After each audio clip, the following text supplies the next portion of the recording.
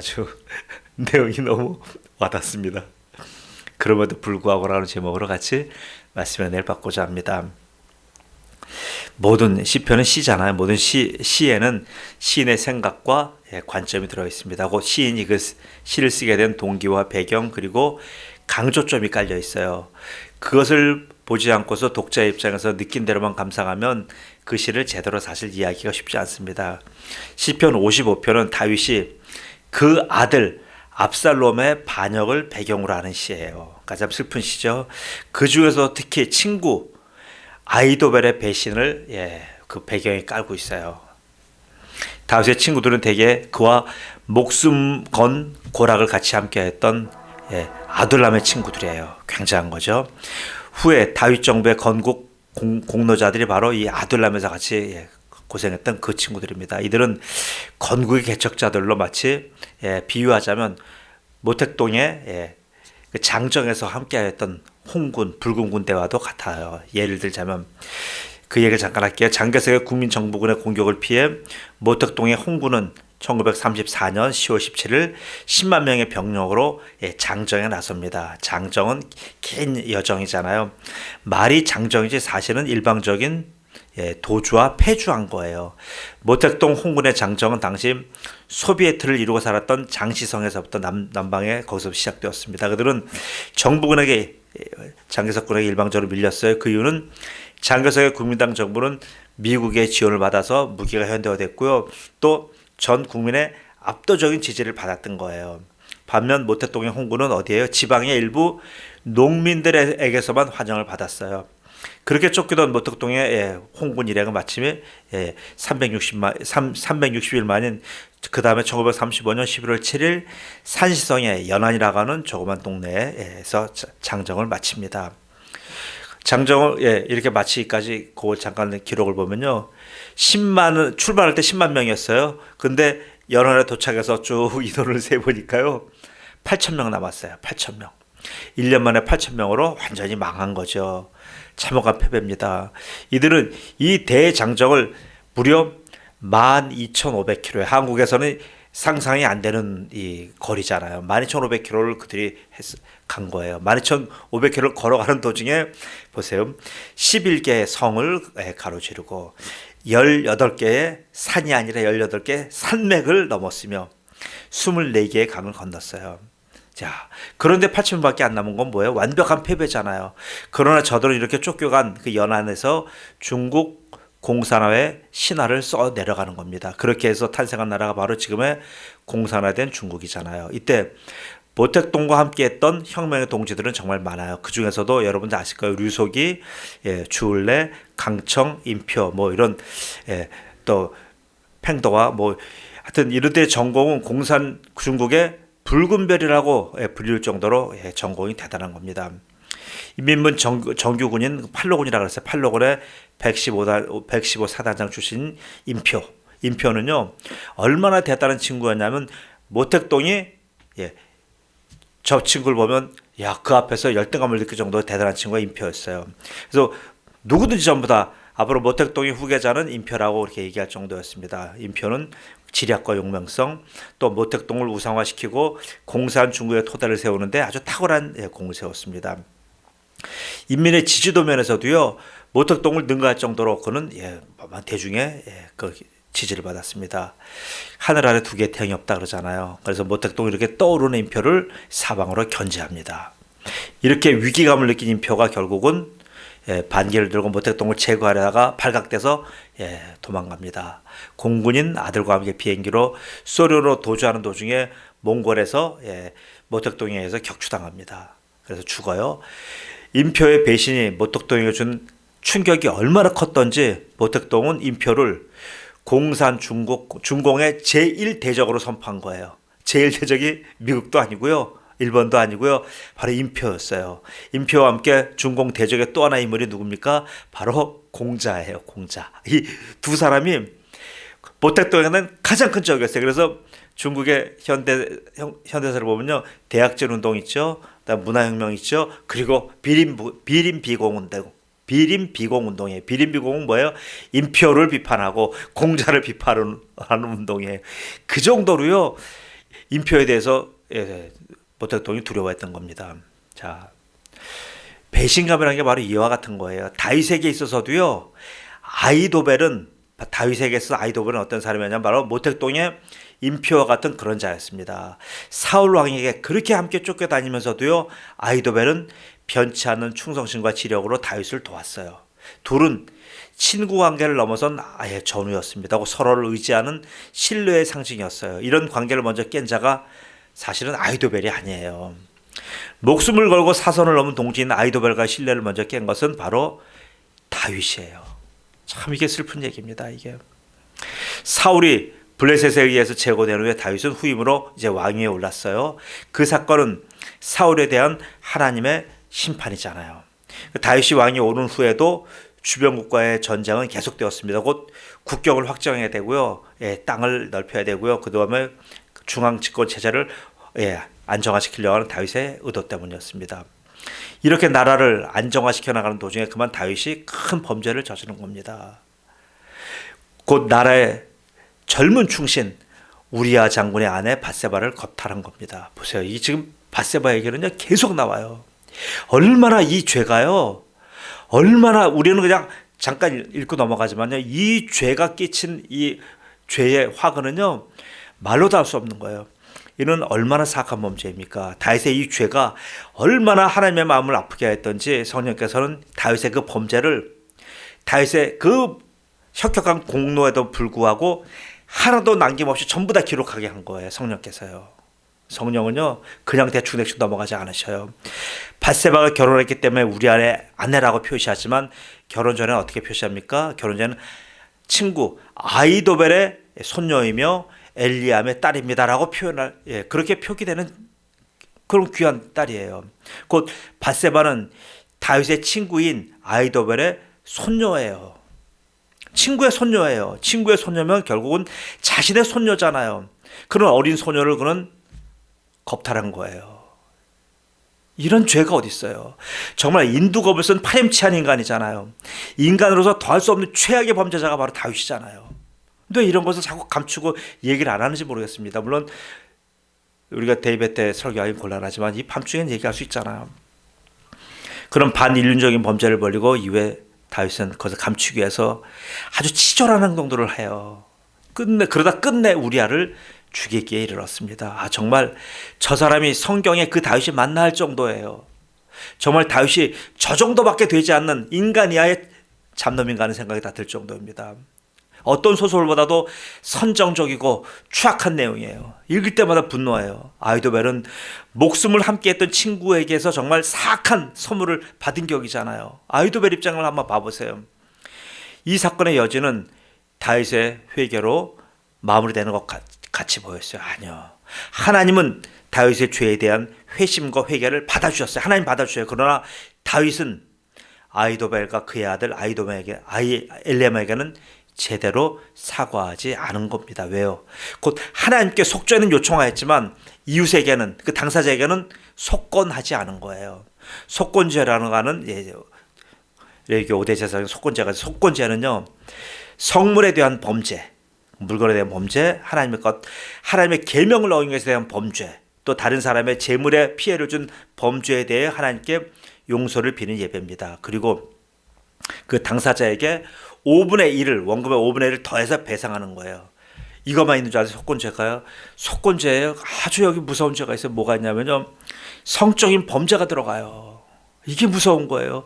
성범죄를 저질렀을 때 드리는 예배가 바로 속건죄예요. 제가 여러분 익숙하지 않은 말씀 하나 읽어드릴게요. 레위기서 19장 20절 22절입니다. 만일 어떤 사람이 다른 사람과 정혼한 여종 곧 아직 속량되거나 해방되지 못한 여인과 동침하여 설정하면 그것은 그거 책망을 받을 일이니라. 그러나 그들은 죽임을 당하지 아니하리니 그 여인이 해방되지 못했기 때문이니라. 그 남자는 그 속건제물 곧 속건제 숫양을 회막문 여호와께로 끌고 올 것이요 제사장은 그가 범한 죄를 위하여 그 속건죄의 순양으로 여호와 앞에 속죄할 것이요 그리하면 그가 벌한 죄를 사함 받으리라. 보세요. 성적인 범죄를 사함 받을 방법이 있는데 이 속건죄. 예수님은 또 다른 차원에서 곧 이웃과의 불화를 해소하는 차원에서 바로 이런 말씀을 드린 거예요. 마태복음 5장 22절 23절이에요. 그러므로 예물을 제단에 드리다가 거기서 내 형제에게 원망 들을 만한 일이 생각나거든. 바로 다윗이 하나님께 그 많은 속죄제를 드렸고도 왜 자기가 자기 친구 아이도벨과 그 아들 엘리암과 바세바에게 미안한 마음이 안 됩니까? 뭐 있었을 거예요. 그러면 예물을 제단 앞에 두고 먼저 가서 형제와 화목하고, 분명히 화목하려고 했는데 화목하지 않았잖아요. 그 후에 와서 예물을 드리라. 너를 고발하는 자와 함께 길에 있을 때 급히 사화하라. 그 고발하는 자가 너를 재판관에게 내어주고 재판관이 옥리에게 내어주어 옥에 가둘까 염려하라. 분명히 경고하신 거예요. 원한을 산다는 것이 이렇게 무서운 겁니다. 그렇게 원한에 대해서 성경은 하나님에 대해서 또 사람에 대해서 이렇게 철저하게 풀라고 말씀하시는 거예요. 그냥 덮어두지 말란 얘기예요. 대충 그냥 두루뭉실하게 넘어가지 말란 얘기예요. 그래서 다윗은 하나님께 대해서는 다윗은 지나칠 정도라고 할 정도로 회심하고 회개하고 돌아섰어요. 그러나 사람에게는 상대적으로 소홀했어요. 그렇지 못했어요. 하나님이 용서하셨다고요? 사람이 다 해결해 주는 거 아니에요. 여러분 여기 대해서 눈을 뜨셔야 돼요. 하나님은 분명히 그 죄를 다 받아주시고 회개해 주셔요. 그러나 사람은 달라요. 왜요? 인격체이기 때문에 그래요. 그 증거가 바로 아이도벨의 배신입니다. 아이도벨은 친구 다윗에게 당한 수치와 수모로 아주 치를 떨었던 거예요. 그러나 그것을 언행으로 드러내지 않냐고 꾹꾹 눌러서 참았어요. 오히려 주위의 다른 사람들을 잘 달래서 표면적으로는 아주 평화롭게 잘 넘어갔습니다. 그러나 그의 마음속에 있는 이 수욕, 치욕의 찌꺼기까지 다 해결된 건 아니었어요. 그의 치욕은 그의 내면 가장 깊은 곳으로 숨어들었습니다. 아이도벨이 다윗에 대한 사랑과 존경이 오히려 그에 대한 분노와 저주로 바뀌면서 이 몸에 자기 안에 숨은 마그마가 된 것입니다. 그러면서도 그는 다윗의 면전에서 여전히 웃으며 여전히 충성하며 여전히 좋은 친구요 신하로서 행동해 왔던 겁니다. 이런 그에게 드디어 어느 날 한 불씨가 튀었어요. 그것은 뭡니까? 다윗의 왕위 계승권자인 압살롬의 반역이 생긴 거예요. 압살롬은 자신의 친누이 동생인 다말의 1순위 왕위 계승권자 암논에게 강간당하자 이에 대한 복수로 암논을 죽인 것입니다. 압살롬의 이 복수는 뭐냐? 2년을 내면 속에 감추고 있다가 행동에 옮긴 아주 치정에 얽힌 복수극이에요. 압살롬의 살인은 정략적인 목적과 함께 일종의 가족에 대한 명예살인에 해당됩니다. 개인의 수치를 가족의 수치로 보고서 복수한 거예요. 아이도벨도 마찬가지예요. 그 역시 밧세바의 수치를 자신 가족에 대한 수치로 본 거예요. 밧세바 개인의 문제를 본 거 아니에요. 손녀 딸의 문제를 본 거예요. 그래서 다윗에 대하여 아주 칼을 갈고 있었어요. 일종의 와신 상담을 한 겁니다. 개인적인 치욕에 대한 복수가 그의 새로운 인생 목표가 되었습니다. 이렇게 기울어진 운동장과 같은 망상을 서로 시작한 아이도벨은 피하 식별의 판단력까지도 상실하게 되었습니다. 여기서 하나님의 사람과 세상의 사람이 나눠지는 거예요. 곧 하나님의 사람 다윗은 속건에는 실패하였지만 그래도 그는 여전히 하나님과 관계가 좋았어요. 곧 하나님의 품 안을 떠나지 않았습니다. 반면에 복수심에 불타는 압살롬은요, 압살롬과 아이도벨은 아주 간단하게 하나님의 품 안을 떠난 거예요. 바로 이 차이예요. 하나님께 속죄하면 바로 사랑과 문제는 잘 해결 안 됐다 할지라도 내게서 이런 원한과 복수심, 배신감 이게 사라져요. 그러니까 자기가 병들지 않고 자기가 다시 일어날 수가 있는 거예요. 그러나 이렇게 복수심과 배신감을 갖고 있는 사람들은요, 자기가 결국은 하나님과 관계가 헝클어집니다. 이건 뭐예요? 당한 것도 억울한데 그것 때문에 그 복수심을 갖고 있다가 완전히 죽게 되는 거예요. 하나의 손해만 보면 되는데 이 사람은 그 하나의 손해 때문에 모든 손해를 다 본 거예요. 자, 어리석은 거죠.